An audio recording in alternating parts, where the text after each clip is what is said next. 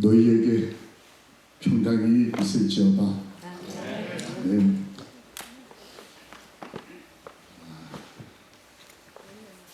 정말 불안할 때가 많습니다. 경제 상황, 정치 상황, 아이들의 상황, 때로는 나의 건강, 부부 간에. 연수원에 제가 11년을 근무했는데 가기 전에 합회 근무를 했습니다. 합회에서는 청소년 부장을 하고 연수원에 가 있는 동안에 두 가지를 놀랐습니다. 하나는 우리 교회 안에 신실한 분들이 참 많다. 저는 교회가 희망이 없다라는 말에 1점 던져주는 사람이었거든요. 그랬었는데 연수원은 이제 전국적으로 혹은 이제 미국에서 오시고 하니까 기도실이 불이 꺼진 적이 없고, 그리고 상담을 해보면 영적 표준과 수준이 굉장히 높고, 그래서 저는 희망을 가지게 된 게 첫 번째 놀라움이었고요. 그 다음 하나는 우리 재림교회 교회와 가정들이 상처가 많다는 걸 깨달았습니다. 정말 멀쩡해 보이는데 병든 가정 혹은 정신과적 치료가 필요할 만큼, 그러니까 영적 상담으로는 해결이 안 된다고 생각을 하고 일반 전문의를 찾아가서 신앙 상담을 하는 장로님, 목사님을 만난 적이 있습니다. 그러니까 목회자나 장로님이 일반 닥터에게 영적 고민을 이렇게 상담을 하는. 제가 그런 얘기를 들으면서 놀랐던 이제 또 다른 모습이 있습니다. 나는 평화로운 사람인가? 예, 아니요. 그 다음에 혹 내가 마음이 좀 특별한 어려움이 없고 평화롭다면 그 근거가 뭔가? 한 번쯤 저희가 우리 소위를 살피는 게, 이게 성경에 나오는 얘기지 않습니까? 이스라엘이 태평할 때 자기의 소위를 살피는 사람이, 회개하는 사람의 대표적인 모습이었습니다. 이번 시간이 좀 그런 시간이었으면 좋겠다라고 생각이 되고, 혹시 내 마음의 근거가 하나님께 있다면 다시 한번 하나님께 감사하는 시간이 되면 좋겠다라는 의미에서 사람을 찾습니다. 코로나가 끝나면서 한국 사회에 이런 한 공지가 떴습니다. 우리 사회에 바른 의인을 찾습니다. 저한테 꽤 인상적인 이 공모였습니다.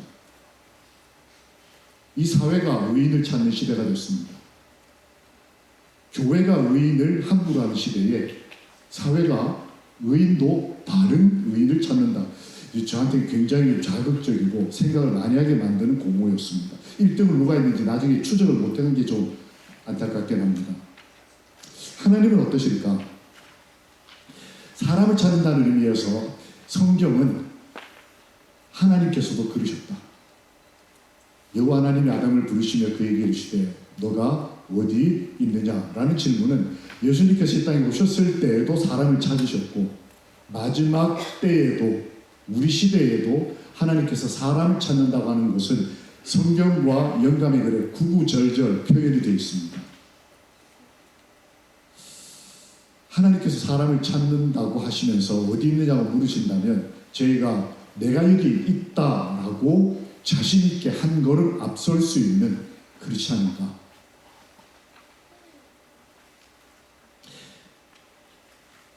행방불명, 가장 중요한 날 행방불명된 정말 신실한 안식일 교회들이 있었습니다.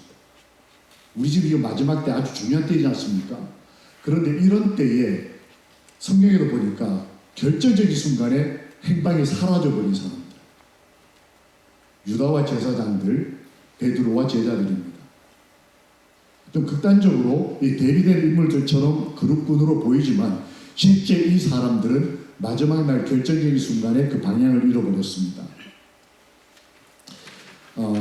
행방불명 가룟 유다와 제사장들, 유다가 곧 나갔다. 포인트가 좀 깨져서 좀 이상하게 보이시겠지만 이게 지금 여기 시스템하고 잘 안 맞아서 여러 가지가 좀 조정이 필요한데, 어쨌든 내용은 전달이 됐으니까 보시면 되겠습니다. 유다가 예수께로부터 거리를 둔 날이 언제냐면 마지막 날입니다. 항상 예수님 옆에 이렇게 자기 포지션을 확보하던 사람입니다. 그 영감의 글에 보면 다른 제자들을 제쳐가면서 예수님 옆으로 접근하던 사람이 유다입니다. 그런데 결정적인 순간에 예수님하고 거리를 둡니다. 아예 나가버립니다. 그것에 대한 결과로 그의 직분을 타인이 취하였다라고 되어 있고, 교회가 설립되고 난 다음 처음으로 한 일이 뭐냐면 골석 보선하는 일이었어요. 교회 안에 펑크난 자리를 채우는 것이 예수님이 세우신 교회의 첫 번째 그 업무였습니다. 제사장들 유다가 이렇게 행동했다고 기록이 되어 있습니다. 위에 누가 이랬을까? 제가 답을 말씀을 드렸죠. 제사장과 바리새인들, 유다의 제안에 의해서 함께 모였던 사람들은 열심히 계획을 세우고 열심히 살던 크리스찬들인데 하나님의 뜻과 상관없이 사는 사람들이었습니다. 이렇게 모여서 장막전을 하는데 하나님의 말씀대로 사는 것은 좀 급진적이고 극단적으로 이해하고 거절하는 것입니다. 근데 그 거절이 너무 공공연해요, 이 시대에. 그래서 하나님의 말씀대로 순종하는 것이 오히려 좀 어색하고 불편한 시대. 이때도 이랬다. 열심히 사는 안식일 교인들이고 크리스찬들이었지만 실제로는 하나님의 뜻을 저버리는 사람들이었다. 우리가 생각하는 바리새인들, 대제사장들은 아주 나쁜 사람처럼 보이지만 2000년 전으로 돌아가 보면 30대 초반의 예수라는 젊은이와 그 무리들이 볼 때 여러분하고 저하고 차이점이 뭘까요? 지금 EM에 있는 아이들이 이 시간에 평행이동을 해서 저희를 본다면 이 모습하고 다른 게 뭐가 있을까요? 안식을 지킨다, 그 다음에 뭘 먹고 안 먹고 한다, 그리고 신실히 몇십 년 신앙생활 해왔다, 그리고 교회 중심으로 산다. 이 사람들 장막절 일주일씩 하지 않습니까? 하루 종일 성경을 읽어요. 우리는 이제 하루에 2번, 이제 새벽까지 하면 3번이지만 이 사람들은 장막절이 되면 하루 종일 이렇게 말씀을 읽습니다. 뭐 설교도 아니고 예화도 없고. 근데 만약 EM에 있는 우리의 아들들과 딸들이, 청년들이 30대 초반에 그 의의에 대해서 뭐 가슴에 불이 있는 아이들이 우리를 본다면 혹시 이런 컷이 나오지 않을까요? 저는 이제 그게 좀 걱정이 됐던 겁니다.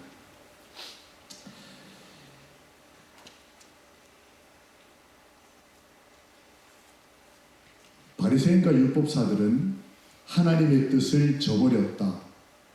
그 앞에 엘렌 화이트는 그냥 하나님의 뜻을 저버렸다 이렇게 서술을 했는데, 성경은 그 사이에다가 자신을 위하여, 이게 지금 어제 저녁부터 계속 연결이 되는 단어 몇 개가 있습니다.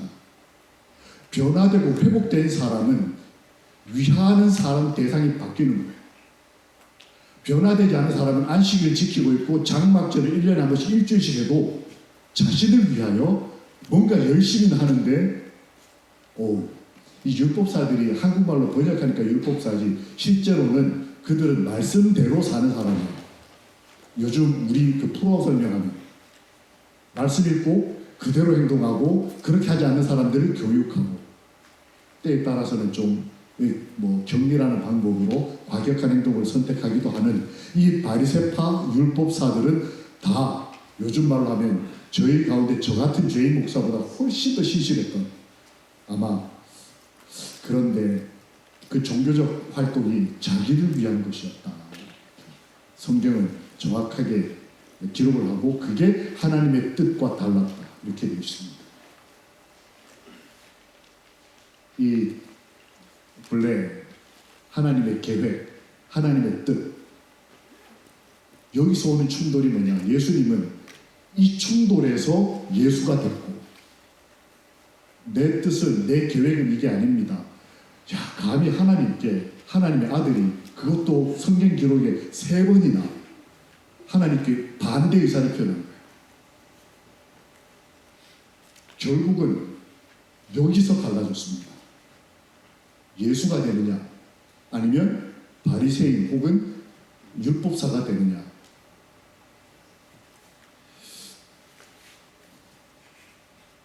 그들의 계획과 동기와 목적을 말씀은 이렇게 기록합니다. 왜 자기를 위했는가에 대한 풀어서 설명한 것이 자신의 명예를 중시하는 사람들이었다. 교회 안에 있으면서도 이렇게 명예가 실추되는 일에 대해서 견딜 수 없는 이 자존심, 그 어떤 자기 존중이 강한 그리스도인들이 꽤 많습니다. 사업적 관계에서 혹은 인간 관계에서 혹은 직원 선정 과정에서 혹은 담임 목사 청빙 과정에서 여러 경로를 따라 경우에 따라서는 자식들 앞에 명예가 소중한 사람들이 그 사람들이었다. 두 번째, 그들은 교회 안에서 자신의 영향력을 유지하기 원했기 때문에 하나님의 뜻을 거절했다. 이 표현이 저한테 놀라웠습니다. 예수님처럼 행동하면 교회에서 찐따가 될 것 같은 거예요. 예수님이 그랬으니까. 그러니까 예수님처럼 하지 않는 이유가 뭐냐? 내가 지금 유지하고 있는 어떤 이 영향력을 잃어버리지 않기 위해서 예수의 방법을 가진 표현으로 거절한 것입니다. 급진적이다, 급자적이다, 혹은 율법적이다, 혹은 규율이 없는 사람 중심의 젊은 청년의 경험 없는 어설픔이다. 이렇게 이제 교회가 어떤 개혁 의지나 말씀에 대한 순종, 그 충성심을 이렇게 평회하는 오늘날의 모습이 오늘날만 그런 게 아니고 이때 그랬다. 이유가 뭐냐? 의견에 동의 안 하는 게 아니라 그게 채택됐을 때 내 영향력이 감소될 것에 대한 저울질에 의한 판단이었다. 그 결국 자신을 위한 행동이었다. 이게 성경이 말하는 그들의 모습이었습니다. 도대체 왜 이들은 방향을 잃어버렸을까? 왜 사라졌을까? 한 번은 제가 이렇게 이번 장막회처럼 금토일 하는 집회를 한국에 가면 제가 근무처가 원주이고 양평에 가면 영어마을이라고 하는 우리 교회가 위탁 운영하는 이렇게 영어 마을이 있습니다. 거기서 이제 몇몇 전문직 쪽에 근무하는 분들이 모여가지고 이렇게 주말 집회를 했습니다. 이제 집회를 하는데 이번에는 우리 목사님이 은혜를 베푸셔서 제 시간이 4시간밖에 안 되는데 그때는 8시간이었어요. 2박 3일인데 8시간이다 보니까 틈틈이 이렇게 여유가, 정신적인 여유가 없이 말씀을 이렇게 진행하는 과정이었습니다. 그러니까 좀 힘이 들었습니다. 다 마치고 일요일 아침이 됐어요. 일요일 아침에 그날부터 연수원에서 연수를 시작하기 때문에 양평에서 집회를 마치고 원주까지 한 1시간 반이 걸리는 거리를 차를 타고 이제 제 이제 직장으로 이동 중이었습니다. 이동하는데 고속도로를 탔는데 전화가 왔습니다. 이렇게 보니까 국제전화입니다. 제가 조금 더 설명하면 추적하실까봐 어디에서 온 전화였습니다. 근데 처음에는 운전 중이니까 받지는 않았어요. 그런데 이분이 이렇게 2번, 3번 전화를 반복하셔서 이거 중요한 전화겠다 싶어서 할 수 없이 불법을 냈습니다. 운전 중에 제가 전화를 받았어요. 근데 제가 그때 블루투스가 무슨 문제가 생겨서 이게 카오디오가 이게 나오질 않아서 제가 할 수 없이 고속도로니까 라고 생각을 하고 한 손으로 폰을 잡고 이제 한 손으로 일하는데 그때 제 차가 스틱이었습니다. 오토매틱이 아니고 기어 넣는 그 차를 제가 타고 있었어요. 그러니까 한 손으로 휴대폰을 들고 한 손으로 고속도로에 가지만 문제는 이 전화가 1시간이 넘게 이렇게 통화가 된 겁니다. 그러다 보니까 고속도로를 내려왔어요. 그리고 이제 제 직장인 원주로 들어가는 이렇게 외곽도로 가는 큰 사거리에서 우회전을 하는데 제 폼이 이랬습니다. 전화기를 대고 이거 이해되시죠, 그죠? 한쪽에 전화기 잡고 이렇게 차를 이렇게 우회전을 하는데 우회전 딱 하고 보니까 경찰이 딱 있는 거예요. 바로 제가 2박 3일 동안 설교한 게 있지 않습니까? 그러니까 너무 당황을 해가지고 저는 그때까지 벌점 한 1점도 없었어요. 교통법규를 한 번도 어겨본 적이 없었어요. 근데 그날 범죄자가 된 거예요. 경찰이 따보더니 창 내리라고 하더라고요. 물론 여기처럼 총속을 이런 데는 아니니까 창 내리라고 하는데 제가 창을 내리면서 뭐라고 말을 했냐면 죄송합니다. 제가 죄를 지었습니다. 죄를 지었다고 얘기를 했어요. 그랬더니 이 경찰이 당황을 해가지고 아, 그러십니까? 용서해 주십시오. 완전 목사. 그러니까 이 생각과 말 반응이 이 머리에서 회전하고 나오는 말이 아니면 습관적으로 저도 모르게 죄를 지었다. 그러니까 당연히 용서를, 경찰이 용서를 자기 죄를 바로 인정하고 바로 용서를 와서 처음 만났나 봐요. 그러니까 아유, 알겠습니다 하더니 가더니 탁탁탁탁 끊었는데 법대로 끊었습니다. 이게 그날 제가 받은 이 범칙금입니다. 운전 중 휴대용 전화 사용 금지 뭘 죄를 지었는지 가지고 딱 명시가 되고 6만 원, 7만 2천 원, 제대로 내면 6만 원 뭐 이런 거고, 이게 벌써 10년 더 됐으니까 6만 원이 그때 다시 꽤 좋은 가치가 있는 돈이었어요. 이거를 주면서 벌점 15점, 30점 넘어가면 면허 취소거든요, 한국에서 그때 당시에. 15점이면 한 번 더 하면 아웃인 거예요. 아, 이거를 딱 봤는데 얼마나 속이 상하는지. 이날이 제 생일이었어요. 날짜 보시면 5월 날짜가 나옵니다. 5월 21일 일요일 아침이 제 생일이었고 2박 3일 동안 제가 말씀 전하느라고 내 금식하고 있었거든요. 얼마나 구원받기 합당한, 그죠? 말씀 전하고 금식하고 안식일 지키고, 게다가 지금 쉬지도 않고 또 하나님의 일을 하러 가고, 지금 제가 이 전화를 개인 전화가 아니고 상담 전화를 받아주느라 했는데, 제가 11년 근무하면서 거기 경찰에 있는 거 그날 딱 한 번 봤어요. 왜 하필 일요일 아침에 음주 단속을 거기서 하냐 말이에요. 저는 음주도 안 했어요. 그저 이거 하나. 제가 이걸 받고는 너무 속이 상해서 제일 속상했던 건 돈 이거 집사람한테 뭐라고 얘기하지, 이거 큰일 났다. 내가 죄를 지었는데 6만 원만 주세요 이럴 수도 없잖아요. 그것도 그거였지만 벌점이 저한테는 타격이었습니다. 목사가 세상 법 하나 제대로 지키지 못하면서 어떻게 하나님의 품성을 닮아간다고 말할 수 있는가? 그게 제가 설교의 핵심이었거든요. 전 그때까지 사실 범법 한 적이 없어요. 군에서 한 적이 있습니다. 명령 불복종에서 안식시키겠다 하다가 교도소 갔다 왔어요. 그건 신앙 때문에 그런 거고, 이날 이걸 15점 벌점을 딱 봤는데 너무 속이 상해서 가서는 목사님들 한 이만큼 40-50명이 와서 연수를 받는데, 보통 목사님들이 들어오시면 연수하시는 그 교수님들이 일주일 내도록 긴장을 합니다. 좀 상상해 보세요. 이만큼 목사님 앉아있고 설교한다 생각해 보세요. 너무 힘든 일주일인데 3일 동안 기도가 안 되는 거예요. 그런데 집사람에게 전화가 왔습니다. 드디어 형벌의 날이. 전화를 해가지고는 별일 없냐고 이렇게 또 보는 거예요, 먼저. 그래서 제가 자수했습니다. 내가 죄를 졌다.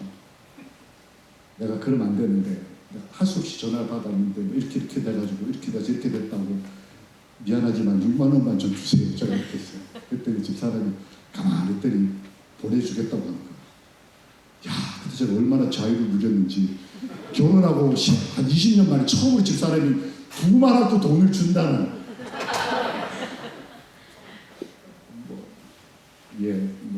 여러분들 문화가 어떠신지 모르겠는데 저희는 집사람이 다 관리하고 저는 용돈 받아서 이렇게 사는. 그러다 보니까 너무 좋았어요. 그래서 막 수습을 이렇게 하고 있는데 수습을 하고 막 전화를 끊었습니다. 근데 다시 전화가 왔어요. 뭐 할 말 없냐고. 할 말이 없었죠. 그때 뭐라고 얘기를 하냐면, 혹시 범칙금 걸린 거 있냐? 그렇다. 그랬더니 얘기를 하는데 뭐라 그러냐면, 제가 너무 당황한 나머지 경찰한테 잡힌 순간에 전화를 끊지를 못했어요. 그러니까 전화기를 통화 중 이 상태를 잡고 경찰하고 얘기한 거를 저쪽 건너편의 장로님이 생중계로 다 들으신 거예요. 근데 저쪽 교회 장로님 혼자 전화한 게 아니고 스피커폰으로 교인들이 몇 명 모여가지고 같이 저하고 단체 상담을 하는 중이었어요. 그러니까 이분들이 갑자기 목사님 얘기하다가 멈추더니 제가 죄를 졌습니다. 용서해 주십시오. 목사가 지금 그렇게 말을 하는 거예요. 그러니까 이 교인들이 당황을 해가지고 엉뚱하게 이 중계방송을 다 들은 겁니다. 근데 제가 그 받고 가면서 제가 욕을 하는지 몰라요. 기억은 잘 안 나요. 하는 저한테 왜 이러세요? 막 이러면서 혹시 저 혼자서 그건 잘 모르겠는데 그 전화를 받고 그 교인들이 저를 위해서 그 시간에 기도를 했다고 하더라고요. 하나님, 이 불쌍한 목사 용서 좀 해주십시오. 이야, 참 이러고도 목사하는 거 보면 하나님 참 좋으신 분이에요. 그리고는 그 장로님이 그 자리에서 돈을 보내셨어요. 근데 저한테 이렇게 연락을 하면 제가 뭐 그걸 받겠습니까? 그러니까 물어 서울에 있는 다른 사람들한테 물어서 저희 집사람 휴대폰 전화를 확인해가지고 전화를 해서 저희가 목사님께 후원금 보낼 게 있으니까 계좌번호 알려주세요 이렇게 해가지고 돈을 보냈는데 돈이 이거보다 훨씬 많이 온 거예요. 그 집사람이 전화를 다시 해가지고 앞으로 계속 그렇게 살아. 돈이 남았으니까 6만 원 내도 집사람 입장에서 돈이 남으니까 계속 그렇게 살아.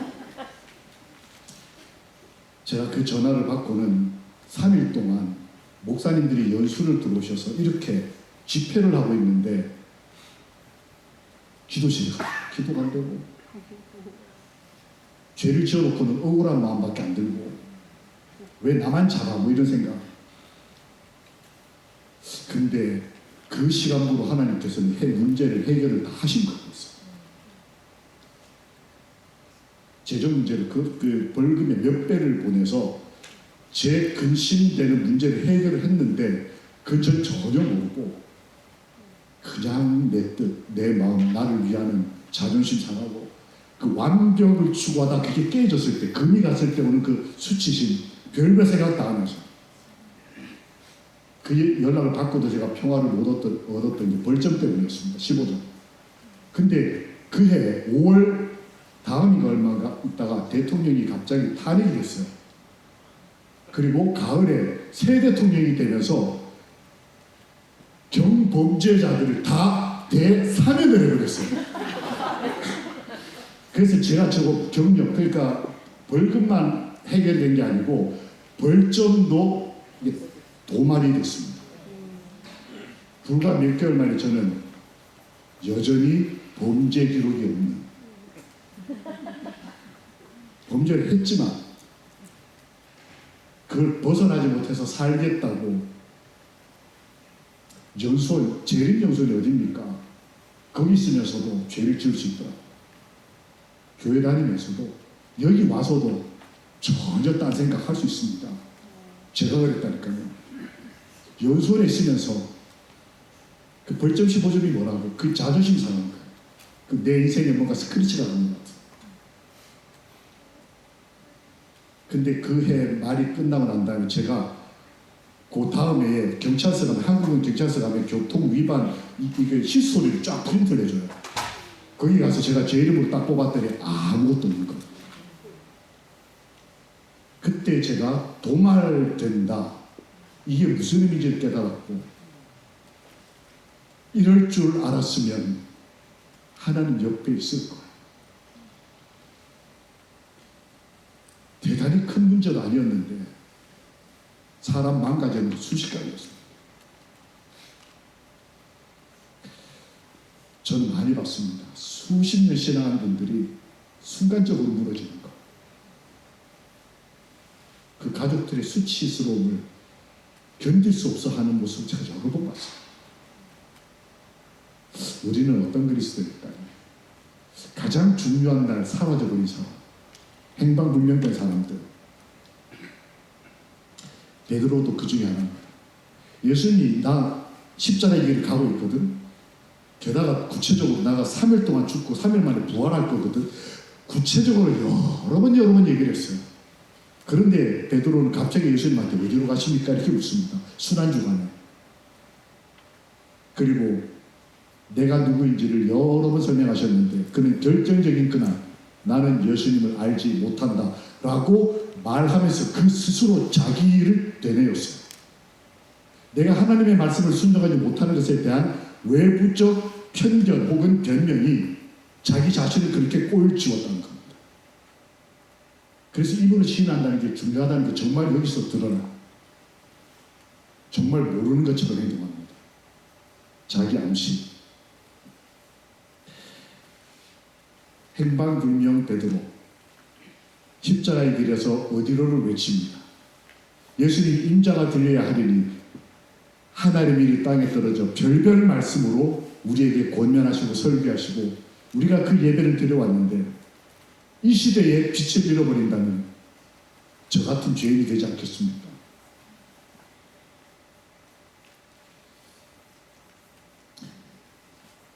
베드로는 행방만 불명이 아니고 의식도 불명 상황이었어요. 예수님이 자기에게 온전한 사랑을 보여줄 수 있는, 하나님이 보여줄 수 있는 최고의 모습으로 보여주고 있는데 그는 알지 못한다라고 의식이 이렇게 흐려진 모습을 보입니다. 우리는 이 시대에 어떤 그리스도일까요? 베드로가 맹세하고 또 부인하여 가로되 내가 그 사람, 그의 사랑을 알지 못하노라. 이것은 가장 중요한 때 그의 의식이 흐려졌다는 걸 뜻합니다. 그래서 시대소망에 보면 이 상황을 이상한 혼수 상태라는 표현으로 기록에 남겨놨어요. 여러분 요즘 보면 우리 재림교인들, 기독교인들이 이런 상태 같지 않습니까? 옳고 그름에 대해서 이상한 혼수 상태, 뭐가 옳은지 뭐가 그른지에 대해서 그냥 웃을 수 있으면, 해피하면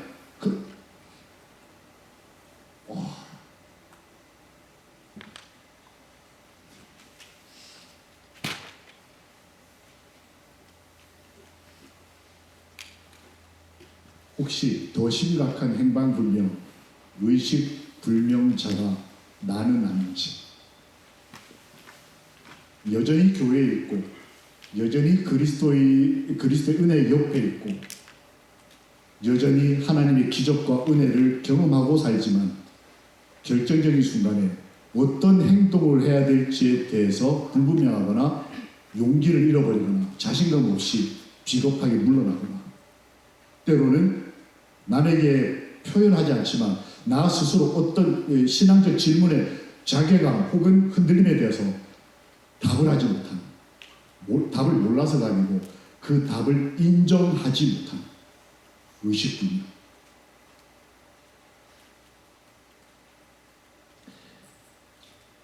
그런 때에 행방이 분명한 그리스도인 여성이 한 명 등장합니다. 누굴까요? 아시는 대로 마리아입니다.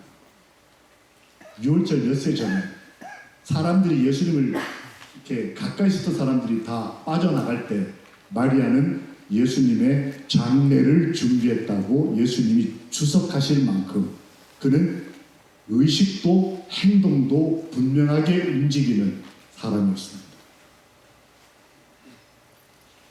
제자들에게 묻지 않습니다. 그 부활한 오빠에게 협의했는지 의논했는지 성경도 예언의 시대도 기록이 나오잖아요.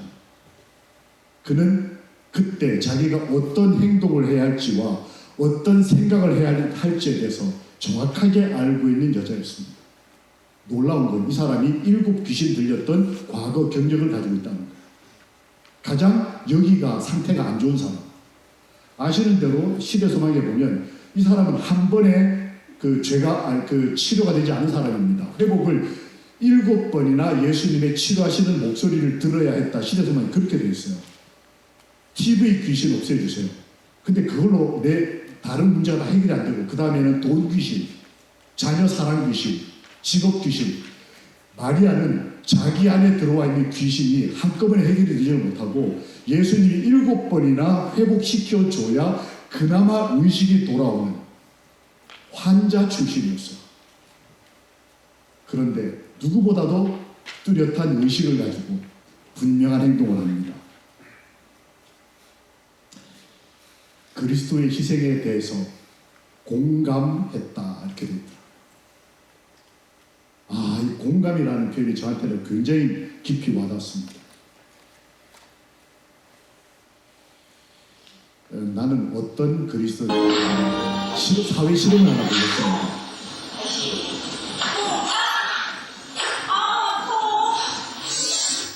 함께 놀던 엄마가 망치에 손을 다친 척합니다.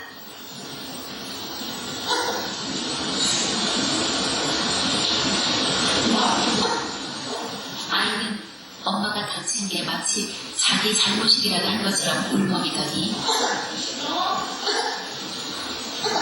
급기야 울음을 터뜨리고 맙니다.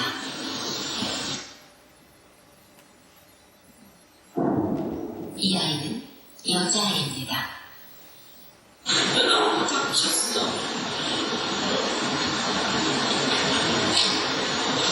또 다른 여자아이를 볼까요?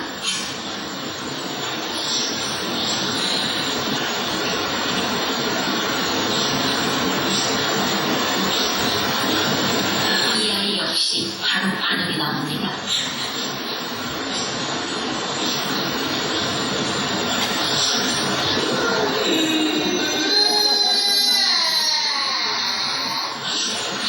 여자아이들은 보통 상대방이 다쳤다면 그 아픔에 공감을 합니다.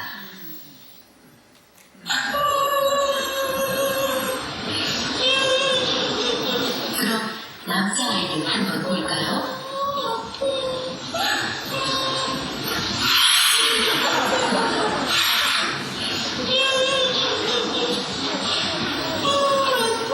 피가 난다고 하는데도 반응이 없습니다.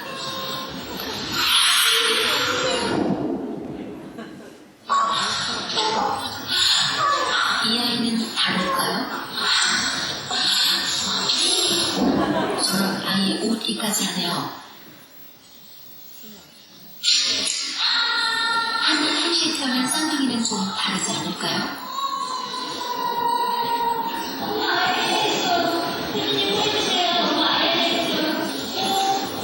서준이도 역시 반응이 없습니다. 반면 서준이의 쌍둥이 서현이는 이게 남녀만의 문제일까요? 나는 하나님에 대해서 공감하는가? 하나님의 기쁨에 대해서, 하나님의 눈물에 대해서 공감하는가? 내 입장과 내 상황을 하나님이 공감해 주기를 바란 만큼이나 나는 교회의 입장과 하나님의 입장을 공감하고 있는가? 마지막 시대에 그리 나눠졌다는 것.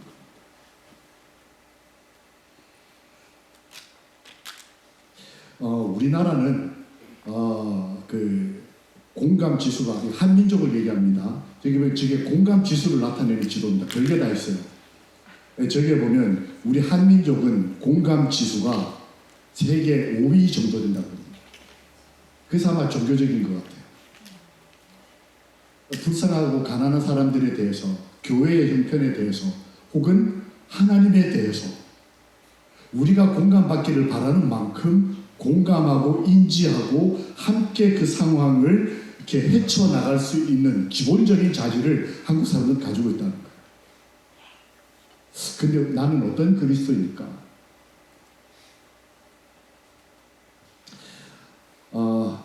제가 이제 성경북을 한번 한 여자분하고 하게 됐습니다.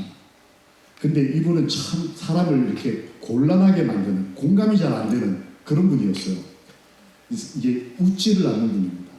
여러분 지금 이렇게 웃지 않고 가만히 이렇게 노려보시면 제가 아무리 목회를 오래 했어도 부담이 돼요. 웃어봐 주시겠어요? 이분이 웃지를 않고 일주일에 한 번 성경을 하는데 딱 폼이 이렇습니다. 다리를 이렇게 딱 끄고 이러고 바로 1m 탁자 앞에서 저를 한 시간 동안 이렇게 쳐다봐요. 제가 한 시간 동안 얘는 아멘도 없고 뭐 싫다는 말도 없고 좋다는 말도 없고 그냥 이렇게 가만히 듣습니다. 전문직에 종사하는 분이에요.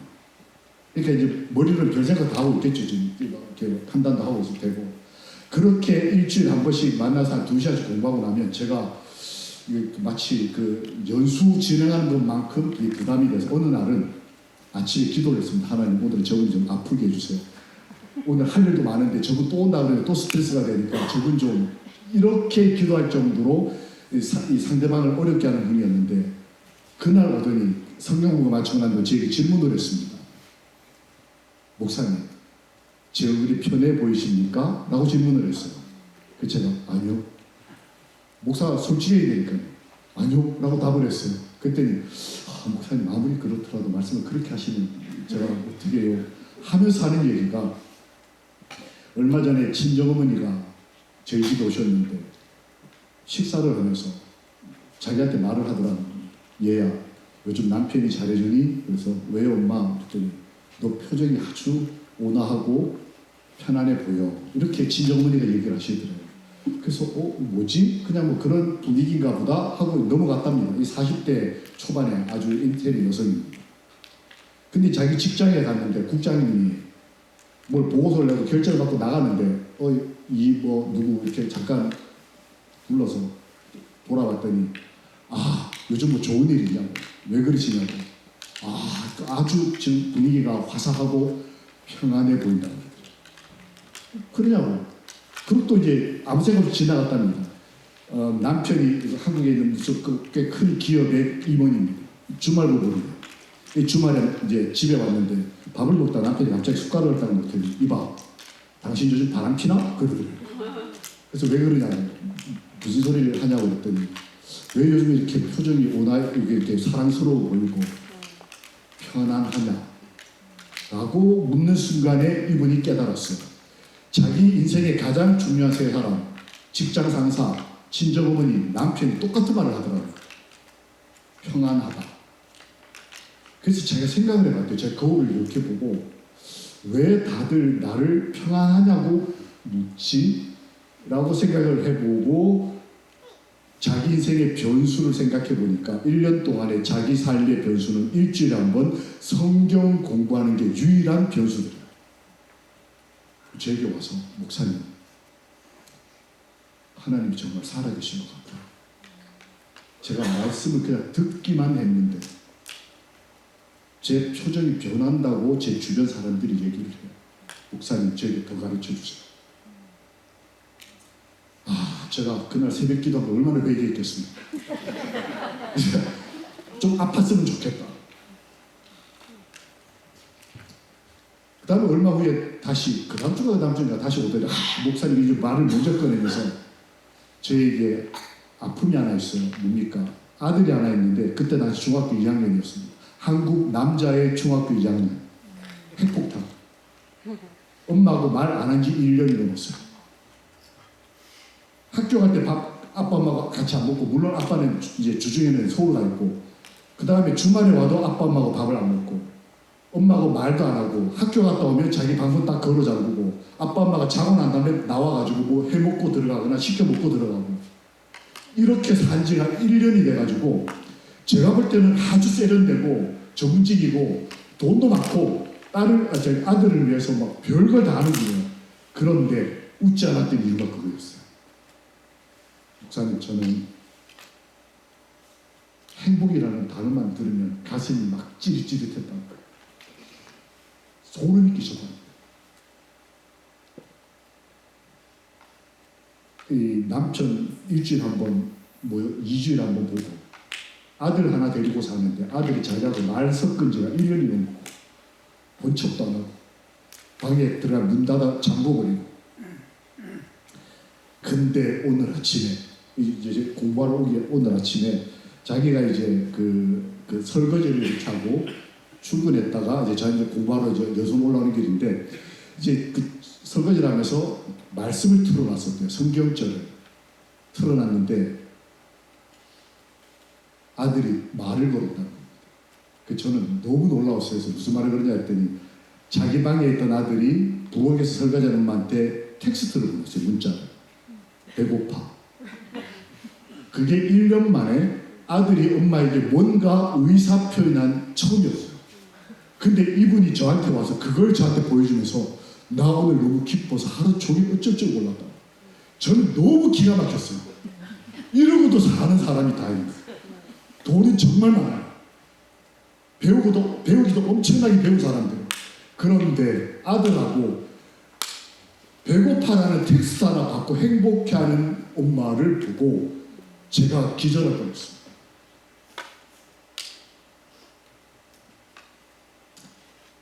얼마 후에 침례를 받겠다고 하니까 온 사람들이 다 반대하고 나섰습니다. 난리가 났는데 침례 받기로 결심을 했어요. 결심의 동기가 뭐였냐? 아들이 오더니 엄마 뒤에 와서 백허그를 이렇게 딱 하더니 엄마, 나는 지금 엄마가 좋아. 가서 침례 받아 그러더래요. 아들이 안 보는 것 같은데 몇 년을 엄마를 지켜보고 그리고 엄마의 변하는 것을 보고 엄마의 행동이 뭘 의미하는지를 느끼고 엄마가 갈등하는 것도 알고 아빠 반대하고 외할머니가 반대하고 온 사방이 난리인데 이 아들이 엄마 나는 지금 엄마가 좋다. 가서 그 이 길 계속 가라. 이 말 듣고 이 엄마가 와서 얼마나 침례식 때 아들 꽃다발 들고 왔습니까? 예수님 때문에 우는 게 아니고 아들이 자기에게 그 교회로 찾아온 그 변화, 회복. 목사님, 이래서 하나님이 좋은가 봐요. 그러면서 저는 재림교회들이 부러워요. 교회 오면 아이들 데리고 교회 같이 오는 모습, 남편하고 이렇게 이 옆에 같이 앉아있는 모습만 봐도 자기는 부러웠다는 거예요. 목사님, 전 그 하나가 얼마나 행복한 일인지 몰라요.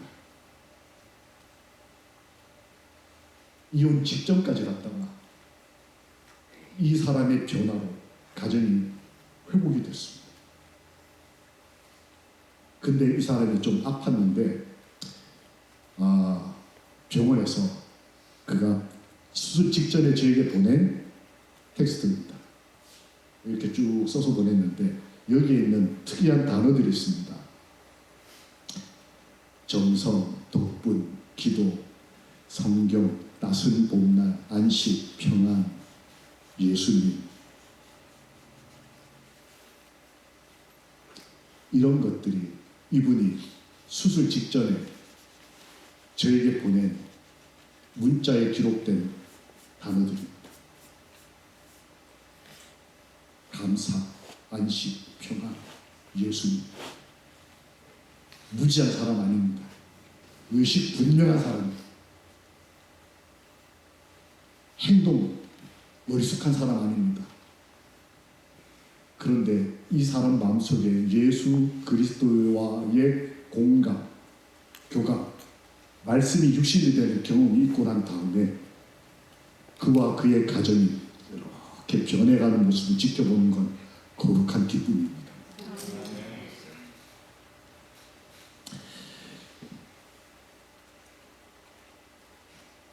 예수님 이 땅에 계실 때에 많은 사람들과 공감을 하셨습니다.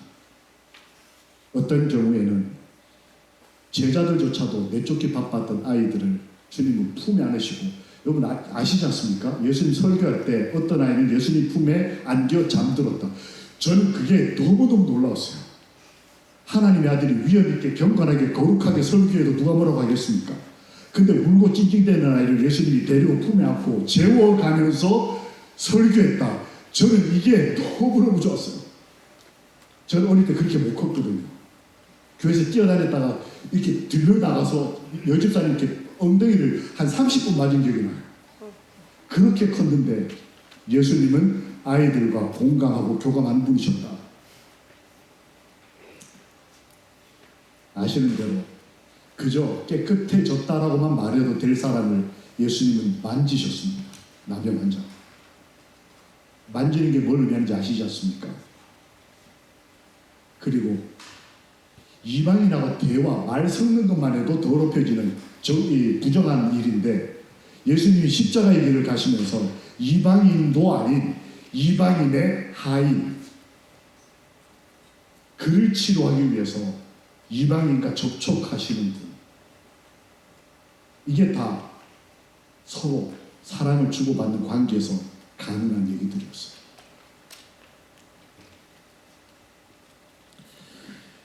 내가 그리스도인으로 살아가면서 정말 하나님과 더불어 살아갈 때 한 번쯤은 하나님 제 이름을 좀 불러주십시오. 예수님이 부활하시고 난 다음에 부르셨던 이 이름, 아마 이 땅에 오실 때 우리들의 이름을 호명하시겠다 하시지 않습니까? 이때 어떤 이름을 부르시고 그 사람과 함께 어떤 마음을 나누실까? 그분은 우리의 필요와 연약함과 실패를 공감하고자 하셨다. 우리의 성공과 우리의 자랑스러움과 우리의 끈질긴 믿음을 공감하신 게 아니고 우리의 필요와 우리의 연약함과 우리의 실패를 공감하고자 하셨다. 그러므로 이제까지 살아온 우리 인생과 앞으로 살아내야 할 일련의 삶에서 우리의 필요와 우리의 연약함과 우리의 실패까지도 충분히 공감하시는 주님 안에서 평화를 지켜내시기를 예수님 이름으로 축원합니다. 아멘. 예수 그리스도는 행방이 분명하고 의식이 분명하던 분이셨습니다. 그분은 정확하게 목적을 가지고 찾으시고 깨우시고 시키시고 모이시고 목적어가 분명한 동사들이에요. 그리고 새 개념, 지금 기존의 역사적 흐름이나 사회개혁의 핵심 이 고리가 뭔지를 정확하게 아는 의식을 가지고 계셨다는 거예요. 마냥 용서하고 사랑하시는 분처럼 보이지만 실제로는 역사의 흐름을 바꿀 줄 아는 의식을 가지고 계셨다고 합니다.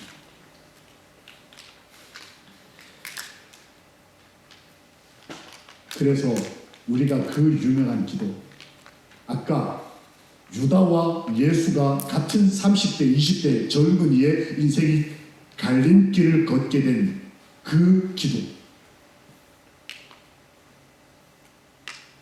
나는 아버지의 뜻, 아버지의 계획에 대해서 어떤 태도를 취하고 있는가? 나는 어떤 그리스도인이고 나는 정말 마음에 안 내키지만 아버지의 마음에 공감하고 지금이 그때라는 분명한 의식이 있기 때문에 예수님은 이런 길을 가셨던 것처럼 나도 그렇게 할 수 있기를 기도하고 따라가는 것, 이 시대에 필요한 의식의 의자를 가보는 것입니다. 분명했습니다. 예수님의 계획의 동기와 목적은 하나님의 뜻과 계획을 실천하는 것이었다. 자신을 위한 것이 아니고 하나님의 계획을 위함이었다. 이걸 토탈, 위대한 구원의 계획이었다. 이렇게 표현했습니다. 오늘 안교 시간에 선교 부장님께서 계신 한 교회가 교회 소개를 하시면서 선교에 관련된 여러 얘기를 하셨습니다. 하나님을 향한 위대한 구원의 계획이 이 중남부 지역 각 교회들에게서 규모에 상관없이 하나님의 거룩한 역사를 경험하시게 되기를 예수님 이름으로 기도합니다. 아멘. 열렬한 목적으로 충만하신 예수께서는 자신이 사람들의 빛이 되도록 당신의 생애의 계획을 실천하셨다. 목적과 실천, 그것이 충만이라는 공감으로 가득 차인 우리 그리스도인들도 우리 믿음을 함께 나누는 분들도 일주일 만에 우리가 교회에서 만날 때 이런 느낌으로 상대방을 보고 경험하고 이분은 참 정말 열렬한 목적을 가지시고 충만함이 뭔지를 경험하고 일주일을 보내셨구나, 이런 게 느껴지는 그리스도인을 만날 수 있다면 안식이 얼마나 이렇게 가슴 벅차고 기다려지고 떠나기 싫은 날들이 될까요?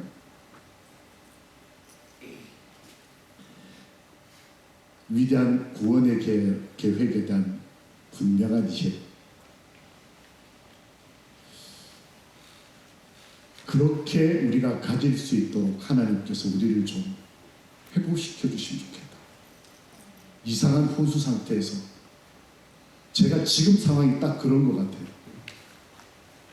성경절들이 잘 생각이 안 나고 낮인지 밤인지 구분이 잘 안 되고 옳고 그름에 대해서 도덕적 용기를 발휘해야 될 때와 침묵해야 될 때가 분간이 잘 안 되는 이상한 역사의 시대. 교회 안에서 죄가 만연하고 오히려 교회 밖에서 의로움이 더 빛나는 것처럼 느껴지는 시대. 이럴 때 하나님이 우리를 회복시켜 주시는 것에 그 구체적 기도, 뭘 회복시켜 달라고 기도할 거냐는 거예요. 하나님의 뜻과 계획에 대한 분명한 의식을 가지고 그것에 공감할 수 있고 그것에 대해 충만한 충성과 헌신과 경험적 확실히 믿게 되는 그런 경험들을 좀 하는 것이 우리를 향하신 하나님의 회복의 계획이 아닐까 꿈꿔보는 겁니다. 기도해 보는 것입니다.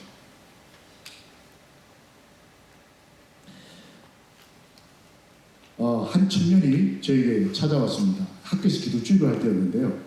이 청년이 와서 설교 끝나고 난 다음에 저에게 질문을 하나 했습니다. 지금은 제가 너에게 평강이 있을지어다라는 것을 캐르그마로 선포를 하고 말씀이 설교가 선포니까 뭐 안녕하세요 이런 인사 안 하고 하나님 말씀을 먼저 이렇게 이제 선포를 하는데 이때는 하나님은 사랑이시라가 제 캐르그마 그 말씀이었어요. 그 이제 청년들 학생들 앞에 놓고 기도주일 하면서 첫 이제 멘트로 하나님은 사랑이시라 이걸 일주일쯤 반복했더니 이 아이가 이제 저한테 찾아온 겁니다. 목사님 생각에 하나님이 사랑이시라고 생각하는데 그게 맞냐 이거예요. 저는 중학교 학생이 저에게 여학생이 찾아와서 이렇게 따지듯이 묻는 경험을 처음 해봤습니다. 제가 한국에 있는 학교들 꽤 몇 군데 다니면서 기도주일을 했는데 이렇게 따지고 드는 아이를 처음 만나서 당황을 했어요. 그래서 이제 뭐 이런저런 좋은 말을 해주고 다음에 아이 불러다가 그 수업 마치고 맛있는 거 사주고 왜냐면 저는 며칠 있으면 가니까 관계만 겉으로만 관계 좋게 같이 먹고 같이 놀고 우리 목사님 좋은 목사님이야 이렇게 해놓고 알아서 진 목사님 하겠지 하고 저는 이제 그렇게 매듭을 지으려고 했습니다. 근데 이 아이가 제가 떠나는 날 저한테 편지를 보냈습니다. 목사님 저 누구누구예요. 저 기억하시죠? 뭐 이렇게 하고 그 밑에다가 김 누구누구 저희 엄마 이름인데 저희 엄마를 위해서 기도해 주세요 라고 저한테 기도 요청을 했습니다. 이 아이가 엄마에 대한 애증이 있는 아이였어요. 엄마가 모태교인이에요. 장로님의 딸인데 완전 안 그리스도인 거예요. 그래놓고는 딸은 삼육학교를 보내가지고 자기는 아침에 기도도 안 하고 예배도 안 드리는데 딸은 성경 보라고 펼쳐놓고 옆에 앉아서 좋은데요, 엄마가. 그러니까 이 딸이 엄마를 보면 하나님이 사랑이시다는 걸 도저히 못 믿겠다는 거예요. 그리고 부부싸움을 좀 많이 했나 봐요. 그래서 엄마 아빠가 교회에 가면 아주 젠틀하고 화목한데 집에 넣어놓으면 밥상이 날아다니는 거예요. 그러니까 아빠의 그 비겁한 모습, 엄마의 그 무력한 맨날 그 어디 가서 울고 그런 것도 그렇다고 기도하는 것도 아니고 그냥 어쩌다 화해한다 그러면 나가서 맛있는 건 어디 가서 먹고 이게 중학생이 볼 때 뭔가 좀 아빠 엄마가 이게 위선자처럼 보는 거예요. 그러니까 이렇게 저한테 따지고 있던 겁니다. 근데도 엄마에 대한 애정이 있으니까 기도해 달라는 말이에요. 제가 이제 떠났습니다. 저는 뭐 그 학교 교목이 아니었기 때문에. 그런데 다음 한식 아침이 됐는데 휴대폰으로 띵동 하고 문자가 와서 보니까 반가라는 말 아세요? 반가. 안녕하세요. 그 목사님 저 누구예요? 기억하시죠? 우리 엄마 이름 누구. 지금 이 시간에 저희 엄마를 위해서 기도해 주세요. 문자가 한식 아침에 왔습니다. 다음 한식 아침에 또 띵동 하더니 또 옵니다. 그걸 2년 동안 제가 나중에 노이로제가 걸려가지고요. 안식 아침이 되면 휴대폰이 아무 소리도 안 내도 물을 딱 끊고 김 누구. 야 진짜 사람을 사랑하려면 이렇게 지루한 데가 있어야 되나 봐요. 엄마를 위해서 기도해달라는 말을 담임 목사도 아닌 저한테 일주일에 한 번씩 2년 동안 계속 보냈어요. 제가 이제 어느 날 저희 강원도에 있는 아주 산 높은 곳에 그 강원도 한 가운데 있는 어느 한 교회에 1월달에 사경을 갔습니다. 강원도는 눈이 오고 이렇게 해서 겨울이 굉장히 위험한데 목사님이 오전 사경회를 마치고 저를 태우고 점심 먹으러 산 위를 올라가는 거예요. 임도라고 이렇게 산에 정상적인 도로 말고 이렇게 나무 베고 하려고 만들어 놓은 거기가 눈이 쌓여 있고 얼고 한 그 위험한 길을 그 알기도 아니고 승용차를 가지고 올라가는데 몇 번 미끄러져서 떨어질 뻔했습니다. 그래서 제가 목사님 아무리 밥 먹는 게 중요하지만 이렇게 목숨을 걸고 밥을 먹어야 되냐. 그때 목사님 미안해요. 저 산꼭대기에 장로님 4분이 사시는데 시골 생활을 하시는데 목사님 꼭 점심 대접하고 싶다고 했다고. 목사님 이번에 안 모시고 가면 제가 앞으로 1년 동안 너무 힘드니까 목사님 제발. 그래가지고 중간에 차선 그 추위에 걸어서 올라갔습니다. 그 산꼭대기에 둥지가 이렇게 있는데 집 한 채가 딱 있고요. 수영이 이렇게 나 우리 여기 계신 어떤 분보다 원로이신 한 장모님이 집 주인장이시고 사모님 집사님 두 분이 사십니다. 밥상을 딱 봤더니 고구마 구운 거, 감자 삶은 거, 옥수수 2개 이게 전부인 거예요. 야 이걸 먹으려고 무슨 뷔페도 아니고 뭐 이런 것도 아니고 그 제가 이거 뭐지 하는데 이렇게 먹어봤더니 강원도 감자 맛있거든요. 아주 맛있게 먹었습니다. 즐겁게 먹고 일어나려는데 이 어른 장모님 그때 제가 40대 초반이었을 것 같습니다. 그분은 한 70대, 60대, 70대 넘었을 것 같은데 그분이 제 앞에 무릎을 이렇게 꿇으시더니 김 목사님, 네. 예, 저도 어쩔 수 없이 어른이 무릎 꿇으니까 저도 이렇게 따라서 무릎을 꿇었습니다. 내가 부탁이 있다. 말씀하십시오. 내가 사경에 말씀하시는 걸 한번 들어보니까 점점점 생각 뭐 이런저런 생각하셨겠죠. 그 다음에 내가 보니까 당신이 나보다 좀 오래 살 것 같다고. 저는 이제 막 한참 젊은 나이고 그분은 나한테 아들, 딸 여러 명이 있는데 다 잘 됐다. 시대 뭐 변호사도 되고 막 다 잘 됐습니다. 사업하는 분도 있고 다 잘 됐는데 막내 딸 하나가 있는데 이 교회를 안 나와. 김 목사님, 내가 수십 년을 기도했는데 아직 응답이 없다. 내가 오늘 김 목사님 여기까지 모시고 있는 건 당신이 나보다 오래 살 것 같으니 내 막내 딸을 위해서 기도 좀 해달라고 부탁했어요. 뭉클했어요. 우리 아버지 막. 제가 저도 딸을 키우는 입장에서 그 딱 듣는 순간에 예. 제가 이제 괌이라는 곳에 연말 기도주일을 갔습니다. 거기 아주 잘 사시는 한 집사님이 요트를 가지고 계셔서 저희 낚시시켜 주신다고 배를 타고 나갔는데 서울에서 휴가를 맞아온 크리스마스 휴가를 맞아온 한 장모님이 배를 같이 타셨어요. 그 연말기도주일 거기 휴가 오셨다가 연말기도주일 참석한 재림기 장모님 타셨는데 한참 하루 놀다가 보니까 그 장모님 뭐 직업이 변호사고 뭐 서울에 있는 큰 교회 수석 장모님이셔요. 그러냐고요. 전 처음 보는 분이고 이름만 들어봤던 분이라 그냥 안면 뜨고 인사하고 수영하고 고기 잡고 끝났습니다. 그리고 얼마 후에 제가 이제 함께 성경관 한 친구가 목회를 하는 한 조그마한 교회 주말 공예를 저를 불렀습니다. 갔어요. 금요일 저녁에 다 도착을 했는데 앞에 뒷줄 앞에 학생 한 20명이 앉아 있었습니다. 저녁 예배에 학생이 앉아 있다 이거는 기적 같은 일이거든요. 저 보고 이 교회 조그마한 교회인데 교인 수가 한 7, 80명밖에 안 되는 교회인데 학생이 한 20명이 앉아 있으니까 그것도 저녁 예배에 제가 감동을 하고 들어갔는데 그 중에 한 여학생이 저를 보더니 목사님! 누굴까요? 중학교 2학년이 몇 년 지나서 고3이 돼가지고 나타난 거예요. 예배가 마쳤습니다.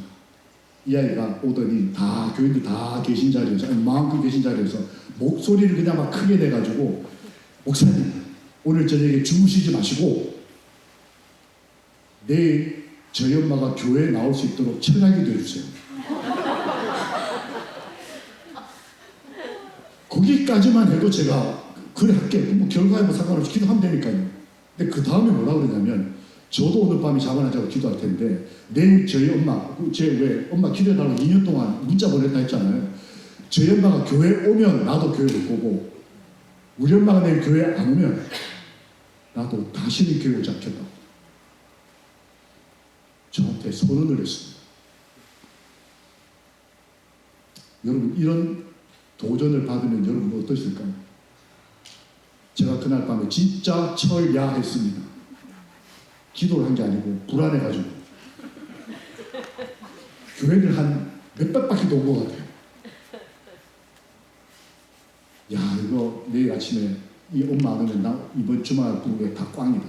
뭔 설교를 하겠습니까?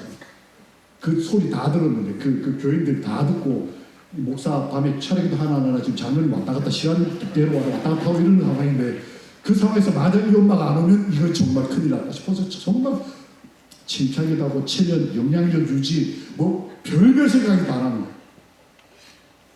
그날 아침에 죽을 상하다고 제가 제일 뒤에 앉았습니다. 설교를 뭘 해야 될지도 모르겠고 앉아있는데 교인들이 와서 안녕하세요, 기쁜 아침입니다.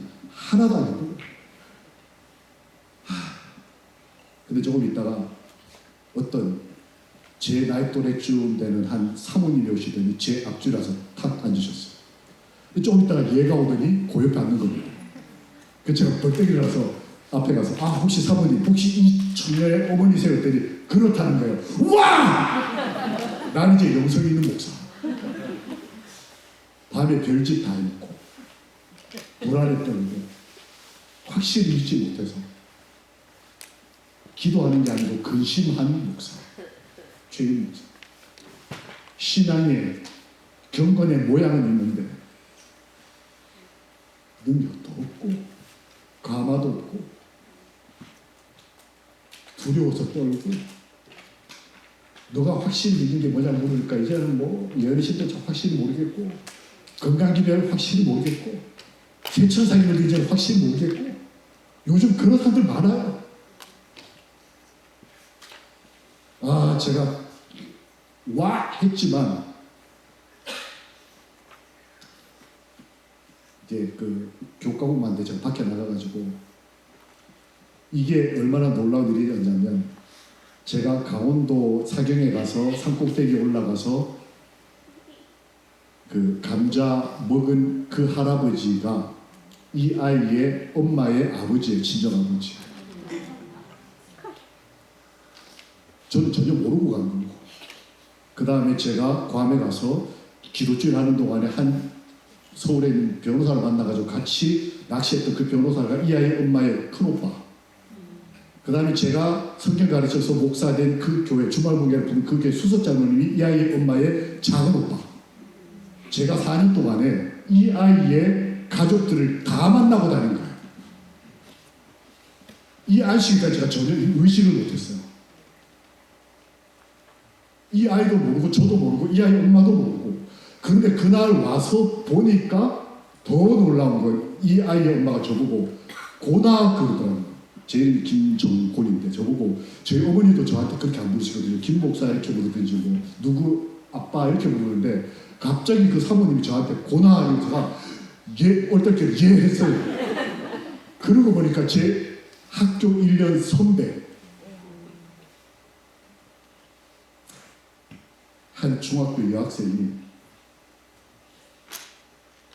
하나님이 살아계시라는 말씀을 걸고 하나님 앞에 몇 년을 매달렸어요. 그래서 이 죄인 목사를 하나님이 여기 보내고 저기 보내고 하면서 나중에 결과를 놓고 봤더니 이 집안 식구들을 제가 곳곳에 다니면서 다 만난 거예요. 그걸 알고 교과목 시간에 밖에 나가서 그 가운데 있는 목사, 아버지, 친정 아버지한테 제가 전화를 드렸지 않습니까? 장로님 그랬더니 김 목사님 이 시간에 웬일이냐고 장로님 전화 왜 받냐고 이렇게 둘이 농담하고 그 다음에 제가 이렇게 얘기했어요. 장로님의 막내 따님이 지금 교회 왔다고. 그랬더니 저쪽 건너편에 그 장로님이 가만히 계시더니 김 목사님 저는 이제 죽어도 됩니다.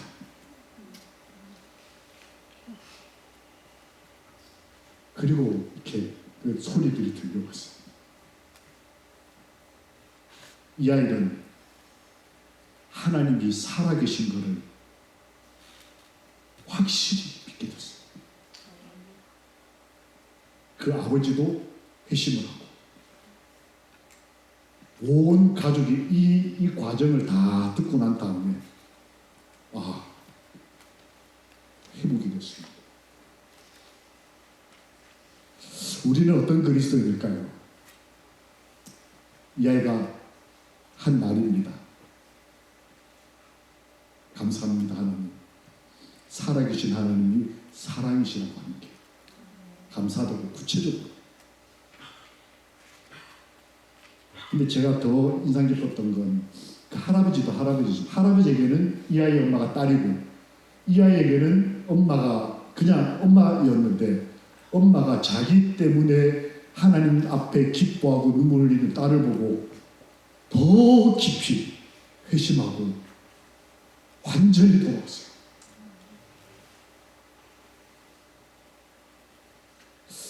이런 하나님의 은혜들이 우리 가운데서 계속 일어나야 하지 않을까.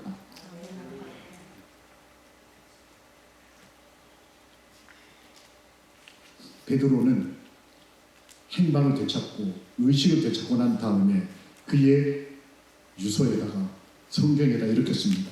사랑하는 자들아. 사랑을 모른다고 했더니 사람이 사랑하는 자들아. 주 대신 구주께서 너희의 사도들로 말미암아 명하신 것을 기억하게 하려 하더라. 기억 제대로 못해서 그저 사라져버린, 행방이 분명되고 의식이 분명했던 이 사람이 나중에 의식을 차리고 행방이 분명해지고 난 다음에는 십자가도 거저 받아들이지 않고 의식 가지고 자기 뜻, 하나님의 뜻 합쳐서 선택을 하고 이것을 알지니 말세에 여러분과 저의 때에 이런 일이 있을 거다. 나 같은 베드로가 그걸 고백하는 것입니다.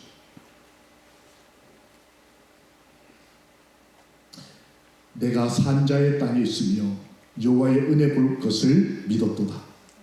함께 읽어보실까요? 시작. 내가 산자의 땅에 있으며 여호와의 은혜 볼 것을 믿었도다.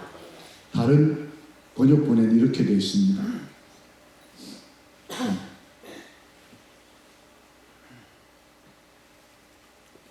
내가 산자들의 땅에서 여호와의 선하심을 보게 될 줄을 어떻게 믿었다?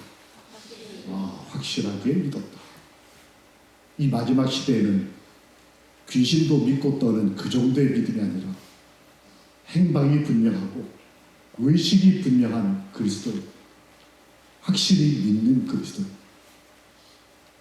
내가 산자의 땅에 있으면서 내가 이곳에서 여호와의 은혜 볼 것을 확실히 믿다. 하나님의 사람, 분명히 보여 알려지게 될 이 핑계치 못한 하나님의 진리를 경험하게 되는 하나님의 사람들이 되시기를 우리 주님 예수 그리스도의 이름으로 기도합니다. 아멘. 우리 마치는 시간은 우리 두 분씩 좀 짧게 기도하시면 좋겠습니다. 아주 뵙기 좋게 가족들이 앉아 계신 것 같고 같은 교회에서 오신 분들이 친한 분들이 앉아 계신 것 같습니다. 옆에 계신 분들 두 분씩 좀 짝을 짓고 서로의 가정과 우리의 앞으로 1년의 삶을 위해서 확실히 믿을 수 있도록 서로 중보기도하시는 가지고 마무리되면 잠깐 기다리시도록 하겠습니다. 가까이 계신 분들과 함께 기도하는 시간 가지겠습니다.